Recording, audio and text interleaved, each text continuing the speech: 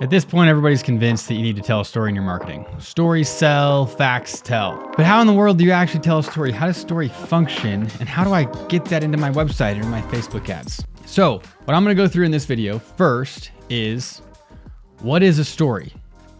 Then I'm going to get into how do we apply that to our business? And there's some things that change. You can't just take a story and how it works in the world of movies or books and convert that into your website. Some things have got to change.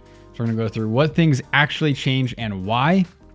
And then we're going to apply that to website. We're going to apply that to some Facebook ads, and it's going to be a lot of fun. But who am I and why should you care? I'm Alexander Toth. I founded and I'm the CEO of ClearBrand. And I was a StoryBrand certified guide for over 6 years. I learned a whole lot about story from Don and the team. I've also written a screenplay. It's not a movie, but I wrote it. Cool. And I learned a whole lot about storytelling during that process. I read a bunch of books, and then I went through the process of writing a 150-page screenplay that, maybe something will happen. My work has also been featured in multi-million-dollar books that talk about story. And I have converted well over 100 clients. I don't know the exact number, but well over 100 clients messaging into storytelling. So in terms of marketing storytelling, I've done a whole lot of it. I've done marketing storytelling on websites. I've done it in Facebook ads, done it in LinkedIn ads, done it on Amazon, done it all over the place. As I studied storytelling in order to write my screenplay, what I learned is that there's a whole bunch of frameworks. There's a 4-act structure. There's a 3-act structure. There's some folks who reverse engineered billion-dollar movies, which makes a lot of sense to me. And they turned that into, I don't remember how many steps are in that one, but there's a lot more in that one because you're going to have kind of sub-acts, sub-parts of Act 1, Act 2, Act 3. And I devoted a lot of time to thinking about what actually works for businesses, what works for websites, and testing these things out with our clients. And my favorite form of writing a story is the 3-act structure. And I also went and looked at billion-dollar movies. And I looked for these moments where we move from one point to another. We move from one act to another. And I created what I think is the ultimate billion-dollar movie storytelling framework that I used for the screenplay that I wrote.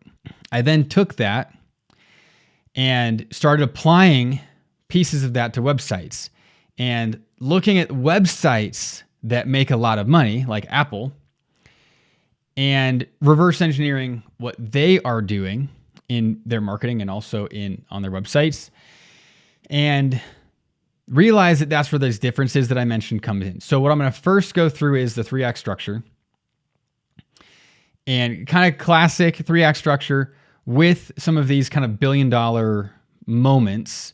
And I'll share those because they're fun, but they're not going to show up on the screen here. So to start with, Act 1 is what we call the setup. And in Act 1, there's a couple primary things that need to happen in order for us to establish the story and then move forward. The first thing, of course, we're going to be meeting the hero. But it's not just about, hey, look, this person is this old and they have this color hair and this is what they were doing when they were 6. I don't care. I mean, we don't know how old Thor is, right? If you watch the extended edition of Lord of the Rings, you find out how old Aragorn is, which is kind of fun. He's like 80-something. 87. But that doesn't actually matter. What we need to know in Act 1 is, first and foremost, what is their motivation? And this can come in a couple different flavors. Often, it's as simple as what they want. So in a romance, you find out early on that this guy and this girl, they want a relationship, or they want something that a relationship offers, or something along those lines. All right, in this video, I'm going to talk about Avatar a lot because objectively, Avatar is the most successful story ever told. Even if you didn't like it, Avatar came out of the gate and made $2.7 billion. That is unheard of. Titanic had a massively long runtime in theaters, and you could say Titanic is also the second most successful story ever told. But the reason why I say that is because normally a movie that makes $1 billion is almost always a sequel. So you have this momentum coming in, right? Avengers Endgame, which kind of unseated Avatar as the movie that's brought in the most revenue ever. Avengers Endgame had 10 years and 20 movies that preceded it that all leaded up to this massive culminating film. Avatar came out of the gate, out of nowhere. It's blue people on another planet. There's nothing that came before it. It used a name of another TV show, and it still made $2.7 billion. So clearly, objectively speaking, I don't care whether you like it or not, this is the most successful story ever told. So we're going to talk about it. So in Avatar, you don't have Jake Sully saying, I want to save the Na'vi. That's not his motivation. But he outright says it. And James Cameron, clearly an amazing filmmaker, having done Avatar and Titanic, the two of the top highest grossing films ever. So he has Jake state what is generally defined as the theme. Most movies are going to have a theme. He has Jake Sully state the theme in both Avatar 1 and 2. In Avatar 1, as they're arriving at Pandora, he says, I just want something to fight for. And in the extended edition of Avatar, if you didn't know that there is one, surprise, we actually get to see his life on Earth. We get to see them cremate his twin brother. We get to see this despair that he's living in. He gets kicked out of a bar after starting a fight to protect a girl while he's in a wheelchair, thrown out into the alley with it raining on him. And then as he arrives at Avatar, says, I just wanted something to fight for. Wow. And even that first scene is kind of depressing, but it's like, man, that's what we see there. So we need to have a motivation. Awesome. Then the hero's not going to immediately get it, though. That's not a story. There's something that's getting in their way. And so this is the next thing that we're going to need is an obstacle. We actually have what you're seeing on screen here as a downloadable PDF. And we have questions that you can ask to go through your story and write this out for yourself, for your brand. We also have a blueprint that is specific for websites, that is question-based. You go through, you answer the questions, and now you have a website that is designed for conversions. Both of those are down below in the description. I don't want to overcomplicate this one. If a guy wants a girl, he doesn't have a girl. Okay, that's the obstacle. With Avatar, Jake Sully feels like his life is kind of meaningless, right? And especially in the extended edition, you get to see that. But he arrives at Pandora and he's kind of getting to know the people there and all of this. And there's people who are becoming obstacles. Initially, it's Grace, and he doesn't really jive with Grace. And she's the one who's kind of in the way of him just doing his job. So we need some kind of an obstacle. Now, like I said, I'm going to get into business here in a minute, but just to understand how this all functions. Next thing we need in a story, we're going to move into Act 2. Now, Act 2 is interesting. You almost always have a change of setting, a change of location in Act 1. This does not signal the transition to Act 2 because the hero has not mentally and emotionally checked into the journey yet. So they have this physical change of location first. In Avatar, that is when he leaves the sterilized bunker that the humans have built, and he goes out into the world of Pandora in the blue body, right? So that these things kind of happen at the same time. He enters the blue body, and then he goes into Pandora. That's the physical change that happens, but he hasn't checked in yet. He's still just along for the ride. That change of location normally happens around 10%. Then at about 25%, the hero mentally checks in. That's the signal that now we are in Act 2. And Jake mentally checks in when he ends up in the Na'vi tribe, and he goes back into his human body, and he goes to the team and he says, "You are not going to believe where I am." Now he's engaged. Now we're in Act 2. Act 2 is the next 50% of the movie. So typically, in a billion-dollar movie, in a movie that actually follows this structure, which a lot of the poorer performing ones don't, from 25% in until 75%, we are in Act 2. And this is often called the action, because this is where a whole bunch of stuff happens. The hero has this motivation and this obstacle, and now they're trying to solve this. How can I actually get what I want? How can I actually overcome this obstacle? So in Avatar, Jake Sully said he's given this mission of delivering a message to the Na'vi to get them to leave Home Tree because the humans want to get all the unobtainium underneath it. The solution here is I need to learn their ways so that they will hear this message from me. So we have a whole massive portion of Act 2 in Avatar is just him learning their ways. And it's kind of fun because we get to learn their ways with him. We get to learn about Pandora and how all these things work, and we get to go fly on these dragons with him. That's cool. The next thing in a story, now he's trying to solve the problem, but it doesn't actually happen. So there's this interesting thing in Act 2 where he's going to meet somebody who can help him on his journey. And there's actually a lot of these characters. Different frameworks call this person different things, and I kind of like these different titles. They all get at something unique. So there's a mentor, there's a guide, but one of my favorite terms is actually the reflection. This person is similar to the hero in a lot of ways, but often they're at a different point in their journey. So one of the reflections for Jake in Avatar is Neytiri, the girlfriend.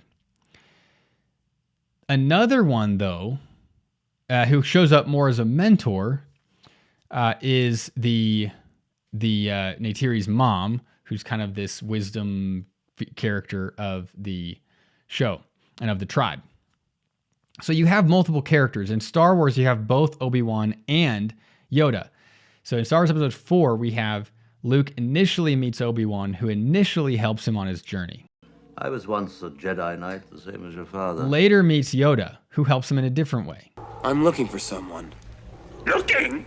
Found someone you have, I would say.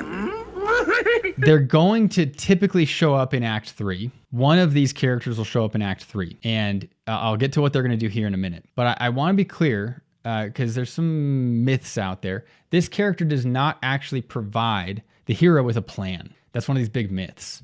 The hero almost always comes up with their own plan. So let's move into Act 3. In Act 2, they're seeking out a solution. That's the majority of Act 2. They're encountering more obstacles, and they're making some progress. That's another great word for Act 2 is progress. Another way to view story as a whole is through the lens of promise, progress, payoff. So Act 1, we could call promise. That shows up in the motivation. And the question and the promise is, is this character going to get what they want? The promise being that's where we're heading. Act 2 is progress. So that's another great way to think about this. Progress toward the goal. Then we're going to move into Act 3. So typically what happens in a story is everything goes wrong and the hero reaches this point of no return, essentially. In Avatar, that's where we have the home tree gets destroyed.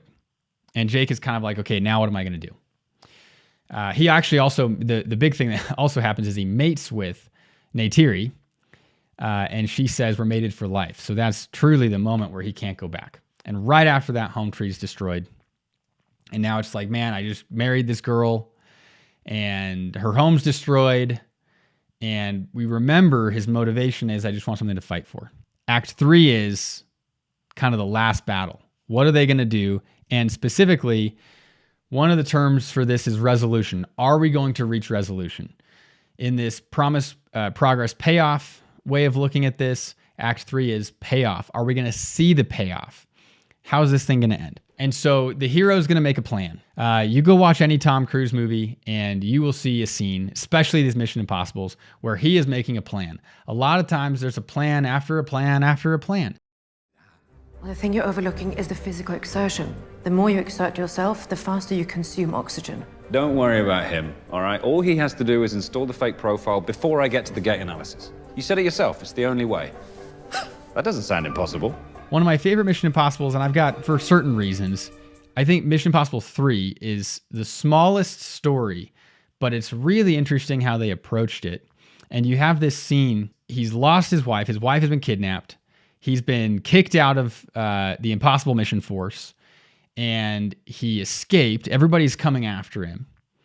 And the only way to get his wife back, which is at this point, he doesn't even care about IMF, he just cares about his wife.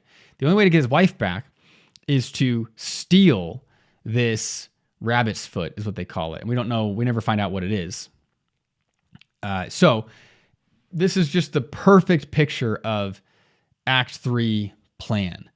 Is Tom Cruise, he's drawing out the plan on a window in an apartment in, I don't remember which city it's in. And then they're going to go do it. That's Act 3. It's the last 25% of the movie. They're going to do it. Is he going to get what he wants? Is he going to get his wife back? In Thor Ragnarok's a great one, and I'm bringing him up because of what's coming next. But he also, in Thor Ragnarok, he's kind of just making plan after plan, right? He's trying to fill the role of hero in Thor Ragnarok, and he knows that he's a little offbeat, and so he keeps trying to put a team together. He keeps trying to make a plan, and so this is the scene after he and the Hulk escaped. He's got Bruce Banner. Banner's just confused. He's got Loki. He's got the Valkyrie, and they're all in a room together, and they're calling themselves the Revengers or whatever, and then they're making a plan. Sakaar and Asgard are about as far apart as any two known systems. Our best bet is a wormhole just outside of city limits. Refuel on Xandar, we can be back in Asgard in 18 months. Nope. We are going through the big one. The devil's anus. In Avatar, Jake Sully decides, I'm gonna finish this. I'm gonna fight this fight. And he goes and he becomes the Turok Maktal by taking out landing on the biggest dragon thing, and I don't remember the name of it, and bringing it into the tribe, into the Na'vi, and then calling them, hey, let's go fight the humans. There's the plan. Finally, we get to the action. We got a plan, now let's go do it. And the suspense is high. And we're on the edge of our seats. Are they actually going to be able to accomplish this mission? Now, this is where the mentor is going to come back. So in Act 2, we typically meet a mentor if we don't know the mentor already. And a lot of times, the mentor shows up at the transition to Act 3, or right as they're in the middle of the action and we're wondering, are they going to be able to pull this thing off? So Tom Cruise, unless I'm mistaken here, typically doesn't have a mentor. You could argue that he might be the mentor for everybody else. That's possible. In Thor Ragnarok, though, we get one of my favorite examples of the mentor showing up right at the end. Thor's fighting Hela. What were you, the god of again? And he's losing, and she's beating him, and he kind of has this out-of-body hallucination for a minute, and he sees his father who had died at the beginning of the movie. And he says to him, It's too strong. Without my hammer, I can't. Are you Thor, the god of hammers? And it's like he's implying, no, you're the god of thunder. Okay. And then Thor says, I'm not as strong as you. And Odin says, No. You're stronger. And it's this moment where the mentor's actually given the hero courage to take the action or to finish taking the action. We get the same thing in Star Wars. Obi-Wan showing up as a Force voice. Use the Force, Luke. In Avatar, we get the mentor actually shows up at the beginning of Act 3, and it's Neytiri's mom. And Home Tree has died and has been destroyed, and Jake is tied up, and Neytiri's mom comes up, cuts him free, and then says, "Help us." So there's these different ways that this can happen, but this is important for you as we get into the business version of this. So let's move that direction. In a story, though, the final thing is we actually get the resolution at the end of the movie. Typically, there's 5 minutes or so where we find out what happens after they've won. That is not in your marketing, which is why we've only got 2 parts to each of these acts. And I'll get to that as we are going through this for the business. So the first thing, let's go through Act 1, Act 2, and Act 3. Act 1 is the same in your business, but we're going to have a big paradigm shift here, a big mental shift. You are not the hero of this story. This is not about you. So when we're living in Act 1, we're actually living in your customer's world. What is their motivation? What is the obstacle or obstacles that are getting in their way? Now, let's apply this to websites, sales calls. I'm going to use a lot of examples as I now go through this in terms of a business. In a sales call, let's start there because a sales call is the one place that follows this exactly. You're going to ask questions about their motivation in a sales call. I literally ask when I run sales calls, what is it that is motivating you to be here today? Or what motivated you to schedule this call today? So if you run a service-based business and you're taking sales calls, ask that question. Now, there's other questions that you can ask to get at that, but that's kind of the core of this. You can ask about their goals, and I recommend that. Hey, what are your goals? So we do marketing. So I might ask, hey, what are your 2025 goals? Awesome. What do you want? What do you want? It's not that simple. What do you want? In a sales call, I'm also going to approach the obstacle through questions. It's the setup. I'm living in my customer's world. So I'm not going to assume that when I'm one-on-one with a customer. Hey, what are the things that are getting in your way? What are the constraints? Or what's preventing you from accomplishing your goals right now?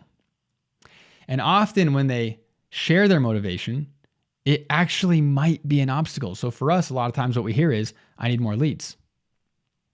That is both a motivation and an obstacle. And that's possible.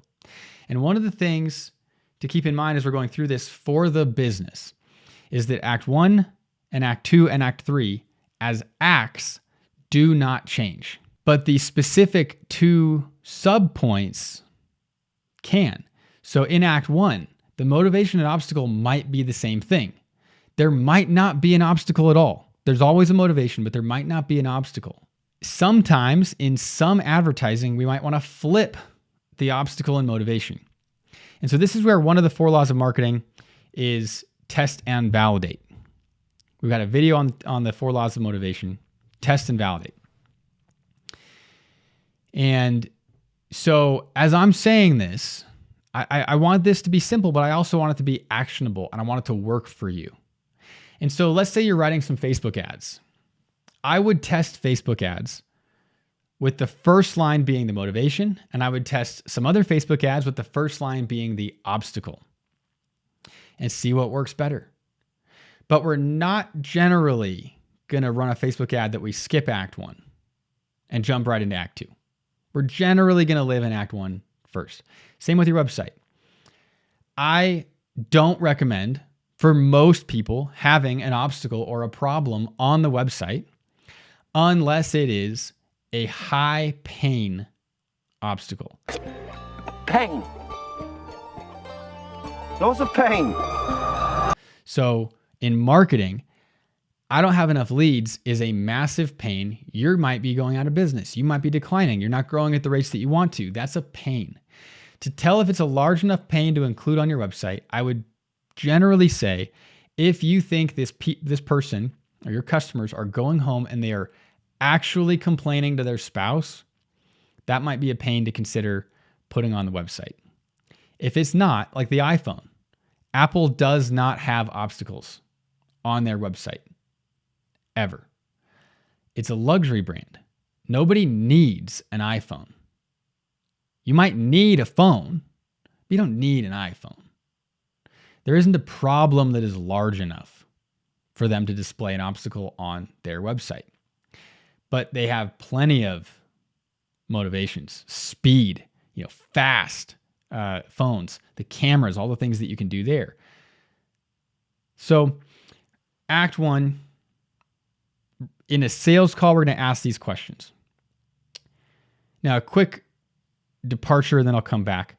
If you want to write this down, if you want to follow along, we actually have what you're seeing on screen here as a downloadable PDF.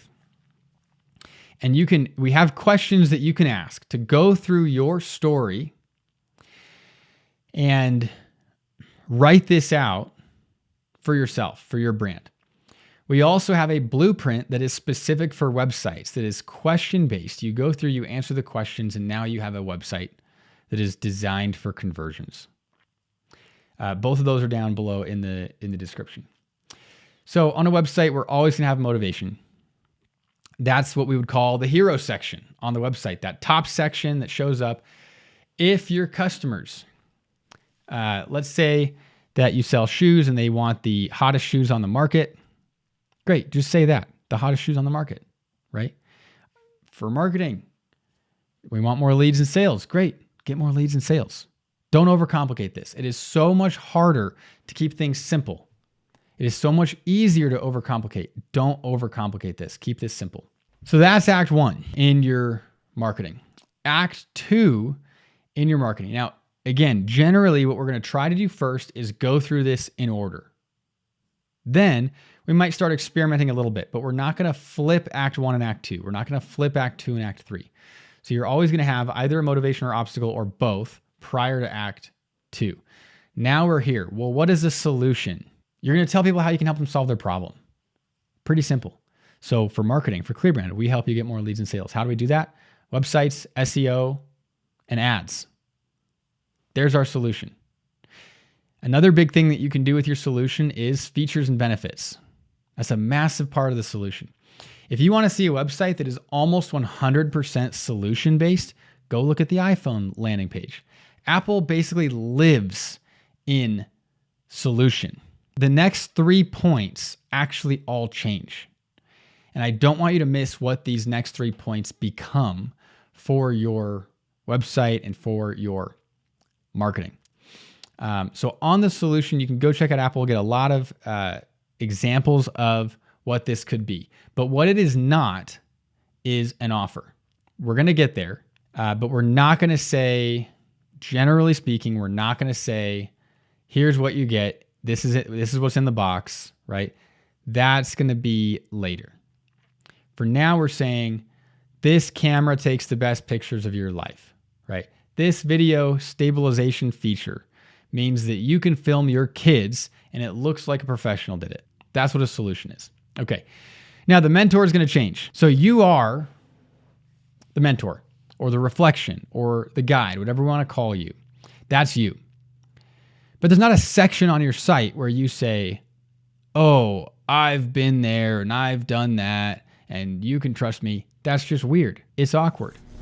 You sly dog. You got me monologuing. I can't believe it. So what we're going to be doing instead is thinking about this in terms of trust. The big question, and this is the question for your whole page, and the entire story is doing this, and the whole story is building trust. But the big question here is, what does a person need to know or believe in order to trust me enough to take action, to buy my stuff? And so trust can be testimonials.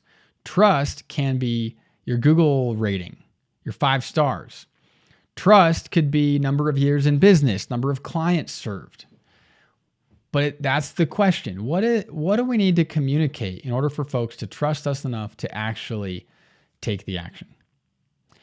That's the primary thing here. Now, like I said, the whole story is building trust. Talking about your customer's motivation builds trust. Talking about the obstacle that's in their way builds trust. They feel like you understand them just from having those sections on your page or in the sales call. Asking questions, asking good questions in a sales call builds trust. But then on a web page, for example, or in a Facebook ad, we actually need to, at this moment, right, we're going to put all this stuff in order. We're going to keep it in order here. At this moment, we need to be thinking about how do we massively build trust? Testimonials, authority, how many years in business, how many clients served, results that you've gotten for folks, outcomes, even if it's not some measurable result like for marketing, but outcomes, things like that. Build the trust. The next piece here is also going to change. You do not need to give your customers a plan. Like I said, the guide does not provide a plan in movies. The hero figures out the plan. Tom Cruise provides the plan.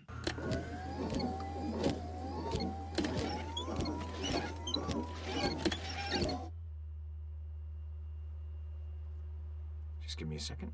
I mean, that's the whole Top Gun Maverick movie, is him providing the plan. Now, again, maybe you could make the argument that he's the guide, but generally speaking, we're not going to have somebody else show up and say, "Hey, hero, here's what you should do." If you think that that will build trust, hey, step 1, do this. Put it in the trust section. If it's a complicated solution, put it in the solution section. I'm not saying you can't have a plan. I'm saying it's generally not necessary. And if you're going to have it, it belongs in the solution or the trust section, and it would be serving one of those purposes. What we're going to do with the plan is actually make an offer. I'm going to make him an offer he can't refuse. And this is the problem with some other story-based frameworks. You can get through the entire thing and never know what is actually being sold. I just read your whole story and I don't know what I can buy. You have to have an offer on your page. If the offer is so high ticket that you don't want to talk about it on the page, your offer is the sales call. And so you're going to tell people what they get in the sales call. But generally, even with, marketing, we might say starting price is $3,000 per month, and here's what's in the starting package, right? But it's a what you get section. Online courses are generally good at this. If it's a successful online course, you're going to have a massive offer. You're going to have, here's all of the modules that are included. Here's the PDFs that you get. You're going to go through the whole thing. Here's all the coaching calls you get, but that's an offer. And that's different from the solution. The solution is, hey, look how cool this camera is. The offer is, here's how much it costs, and here's what you're going to get in the box. Right? These lenses, right? This cool carrying case, that's an offer. We have to make an offer. Then finally, we need to call people to a response. I want a yes or a no, right? And again, in a sales call, this is the exact flow of a sales call. Your sales call should match this perfectly. And you get to the end and you make your offer, and you can't just sit there and then wait for them to say something. You first need to call them to respond. Ask for that response. Hey, what do you think? Do you want to work together? And then you can wait, right? Waiting after you've asked for a response is a great strategy in sales. Waiting after you've made an offer and not asked for a response is not a good strategy. We make the offer and then we ask for the response. So on a website, the offer section's pretty clear. And I'll show some examples here. Let's look at Apple. Now, like I said, this is almost entirely a solution page. Built for Apple Intelligence. Here's the highlights. The first iPhone built for Apple Intelligence. How do we get through this? Go to the next one. So fast, so fluid. Camera. So we're already into features and benefits. This is right where they start. We're looking at the solution. Then what they do is through their images, they show you what you can do, right? So what do people want? They want to be able to color their own icons. This is one of the things the Android's offered for a while. So they're showing that here. What do they want? A beautiful phone that they're proud of. They're showing you that. That's what the titanium is. Look how cool this is. It's strong. It's beautiful. Your friends are going to be jealous of you, is what they're saying, right? So there's some motivation stuff, and I mean mixed in with the solution. Then each of these, they display a feature, but then they show you what you can do with it, which is why I would say Apple still is making their customers the hero. It's not just look how cool this thing is, it's look what you can accomplish. So this image here is showing you what you can do with the phone. Oh, I want to do that, right? Keeping things private is what I want. Take total camera control. I want to do that. I want to take a picture that looks like that. So the whole thing here is basically solution, solution, solution. Wow, I want to film a video that's that beautiful. Look at that, right? Man, I want to be able to film somebody and I can hear their voice in a crowded place. And then what they've done is if you click buy, this is the offer page. What do you get? Oh, the iPhone. Okay. What color? What size? This is the offer page. And that's where I give them my money. Okay, here's another one that I think is a great example.